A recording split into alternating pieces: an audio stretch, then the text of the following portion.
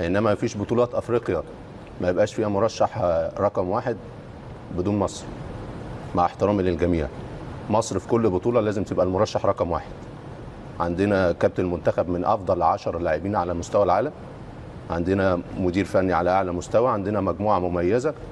فاتمنى ان شاء الله ان احنا نحقق اللقب الثامن. 7 بطولات لم تاتي من فراغ كابتن، مسيره طويله. وعاده الناس اللي بتبقى المتابعه ما بترشحش مصر. احنا في ال3 بطولات اللي خدها منتخب مصر يا طارق ما كانش مرشح. 2006 ما كناش مرشحين، 2008 ما كناش مرشحين، 2010 ما كناش مرشحين. فكويس ان الانظار بتبعد عننا، ما تبقاش يقول لك مصر ما تبقاش مرشح رقم واحد.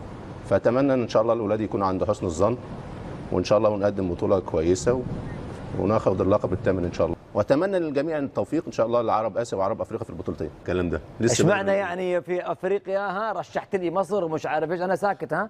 ما قلت لكش الا المغرب ولا جبت طاريه تونس ولا قلت الجزائر. سبتك على راحتك يا كابتن. انا مش عايز نكون مرشحين عن يا رب انا يا ساكت. رب يكون عرب في اسيا موفقين ويبقى البطل من خلالهم، ويبقى عرب افريقيا برضه موفقين والبطل من خلالهم، والاخير البطوله تروح لمصر. دول واقع. احنا قلنا توقعات يا كابتن، ما قلنا الامنيات. بص يا طارق، البطولات المجمعه خاصه في افريقيا، ابدا البطوله احيانا البطل بيولد من خلالها. صحيح. مرشحين على الورقه هتقول لك 4 5 مرشحين، انما البطوله واجواءها مختلفه، والبطولات المجمعه غير. ايوه. ممكن فريق غير مرشح تلاقيه في اثناء البطوله يكبر ومع النتائج يزداد ثقه وخبره وبتاع ويبقى موجود ويوصل نهائي ويرفع الكاس. يعني نفس قطر في النسخه السابقه في الامارات ما كانت مرشحه وخذت البطوله. قدمت بطوله استثنائيه وتحدي ده كبير ليهم.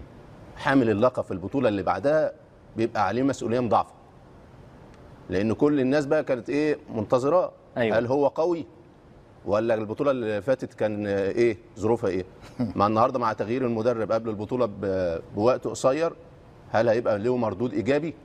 هل الخبرات الموجوده اللي اكتسبوها في بطوله اسيا اللي فاتت هتبقى موجوده والبطوله على ملعبك وانت حامل اللقب؟ ده بيزيد المسؤوليه على اللاعبين.